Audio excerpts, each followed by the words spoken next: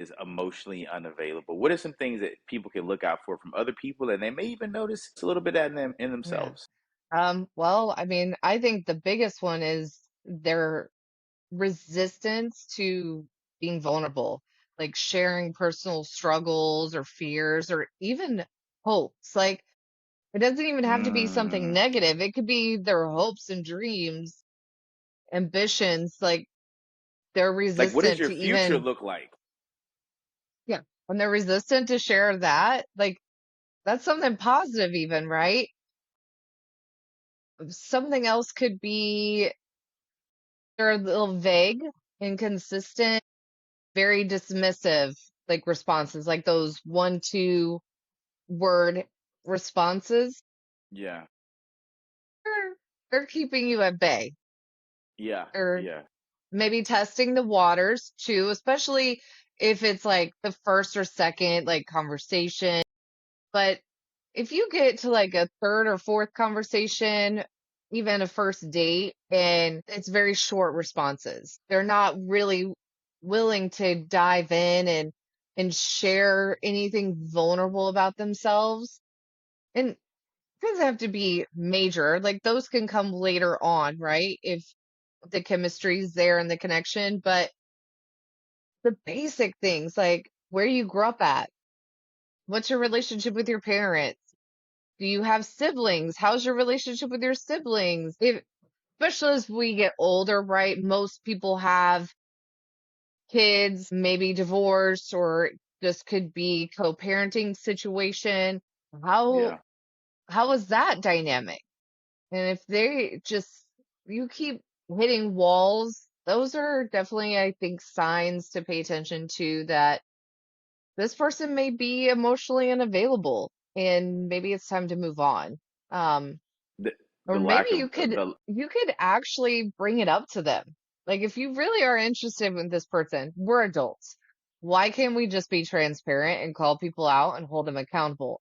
This may really tell you whether this person yeah, is worth moving forward with or you cut your losses at yeah, whatever path you're on. If you bring it up to them like, "Hey, I'm kind of noticing you're a little emotionally unavailable. Your walls are up. Every time I bring something up, you just kind of shut it down shut or it give me down. very Yeah, vague responses." Like, are you really wanting to be in a relationship with someone or are you just really kind of looking for friends with benefits? Like, let's call it what it is and yeah. call them out on it Are and you? give them the Yeah. opportunity to tell you. Are you really ready for something like this? Because this is what it's going to look like. You're going to have to, have a personal and get personal with me. So if you can't get personal with me right now, it's not like it's going to get easier later or you're going to turn into a different person later. They said you get, Eminem says you get one shot, right? If you know that this is your opportunity to impress or impress upon them who you really are, what are you holding back exactly? And so for me, I got some good testers, some good water testers for people. Some questions to ask to see. Can you tell me what the best thing about your childhood was? Like what was the best thing about growing up for you? If they flinch and they're like, whoa, whoa, whoa, not your gal, not your guy. Letting you carry the conversation where you're talking, talking, talking, talking, and you look You're over and sharing realize, all wait, about yourself yeah, yeah, wait and a you're minute, not hearing anything back from them. I've just told you my whole life story and I don't know anything about you. This is odd. Another another red flag would be, That's dialogue, right? Like I'm yeah, sharing and then like you and then connect. you share. Yeah, you know what? That reminds me of X, Y, and Z from my childhood. And you're building Yeah, that connection and the dialogue. But if yeah, you're the one that's doing all the talking and there's no like, oh wow, like I can relate to that, or I had a similar situation, and yep. there's just no back and forth, I would say is another red It's flag. supposed to be a conversation. That's right. And going leading right into that, they're not another red flag is they're not really curious about you at all. They're not really asking you the quality or type of questions that you're asking them. Like, Yes. so are you gonna ask me about my mom or my dad or my sister? Are you curious about what my dreams are, like where do I see myself in the next year or two, or do I have any passion projects that I'm working on? Like, because if you don't ask me that, you could give a damn. You don't care about me. You're just sitting here, like, and I'm asking you all the questions, and you're not asking me because you're unavailable to dialogue. So, you have something you want to say about that? Now, well, yes and no, because part of it is we're talking about like emotional unavailable people and as referring to like others, not just we're not really referring to ourselves, right? And Both. I think it's important to discuss ourselves too as potentially the emotionally Emotionally unavailable unavailable. person. Yep. Yes. Because Yes. again, we can only control ourselves, how we respond, how we react, how we show up. That is Yeah. the only thing we can control. We can't control the other person, how they show up, how they respond, react. So if you're the emotional unavailable person, and this, puts you in the hot seat because you have to take Yeah. accountability for that, which a lot of people don't like, but that's part of being an adult is taking ownership and responsibility and accountability for our own shortcomings. And maybe that's that you're emotionally unavailable. How can you shift from being unavailable emotionally to being available emotionally? And I would say first step is asking yourself that, am I emotionally available? And if not, maybe you need to do some self-awareness work, right? Hmm. The emotional literacy, learn how to name and express your feelings. Now, Yeah. this can be hard for people that are like on the spectrum, right? A lot of times they do have issues and struggle with naming and owning and understanding and expressing feelings. And Yeah. so if you struggle with that, that's something that you can work on. It isn't that you're without that skill. You can absolutely learn that. It just takes work and practice. But This is true. therapy, coaching, journaling can help with that.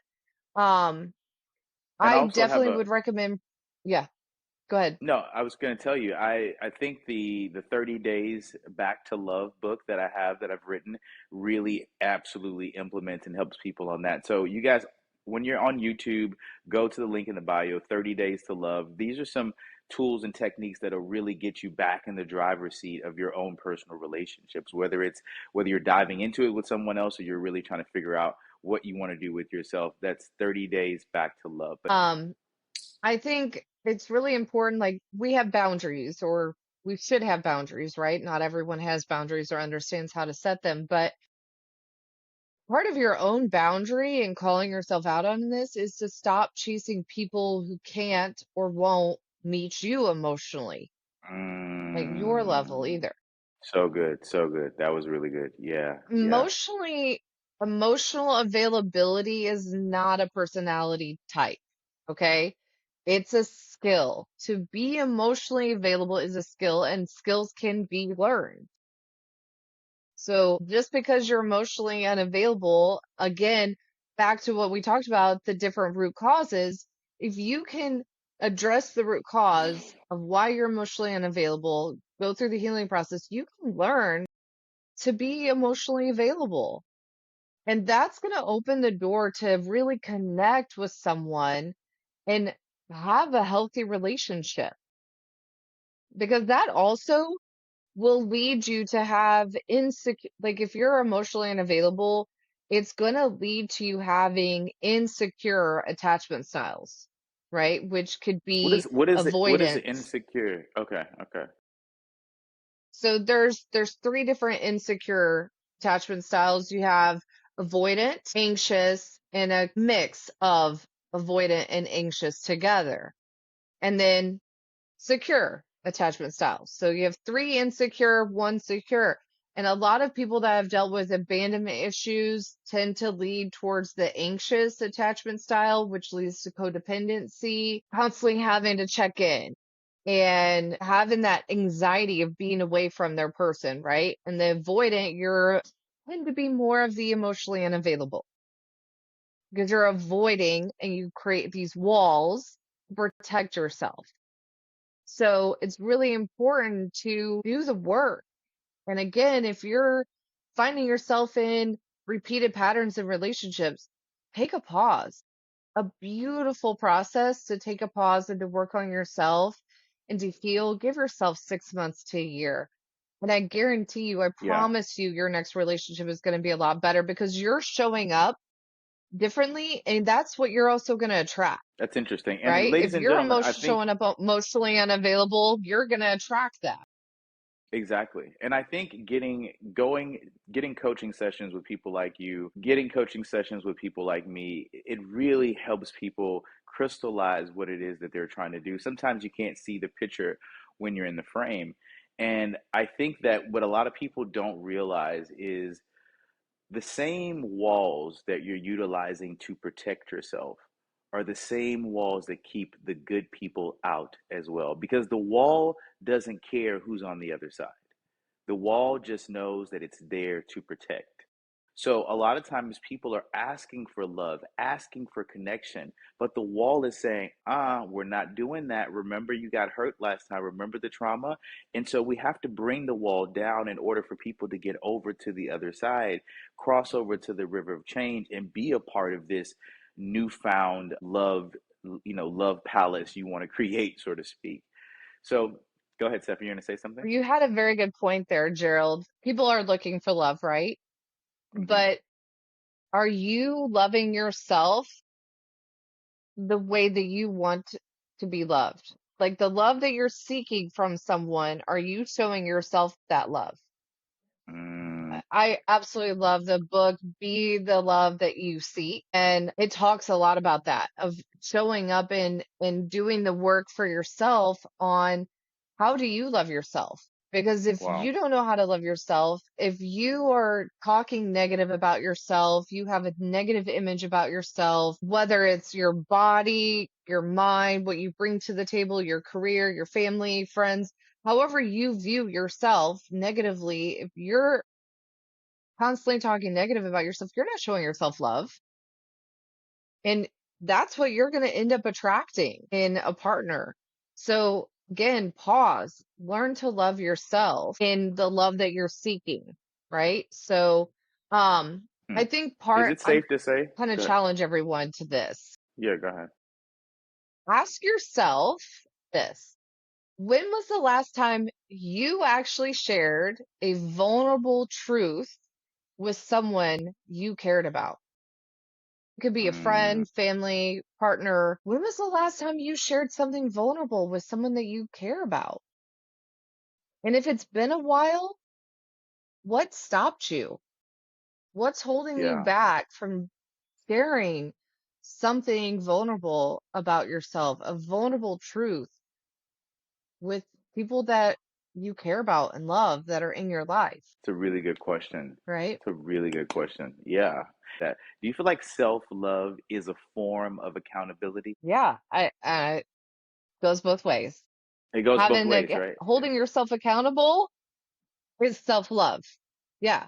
And Hmm. self-love is holding yourself accountable. And also, when someone holds you accountable, someone calls you out on your shit, own it. Don't get defensive.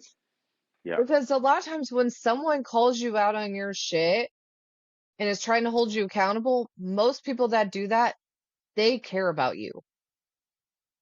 Because let's be real, the people that don't care about you, they're not going to say anything. They're not going hmm, to call you out on your shit because they don't hmm, care. But the people that really care about you, they do call you out. They ask you to step up. They hold you accountable because they care, right? yeah. And I was so having that. when someone does that, don't immediately get defensive. Hear them, hear them out and do some self-reflection because they're trying to call you up into your higher self. They see your higher self that you may not be seeing. And so they're calling you forth.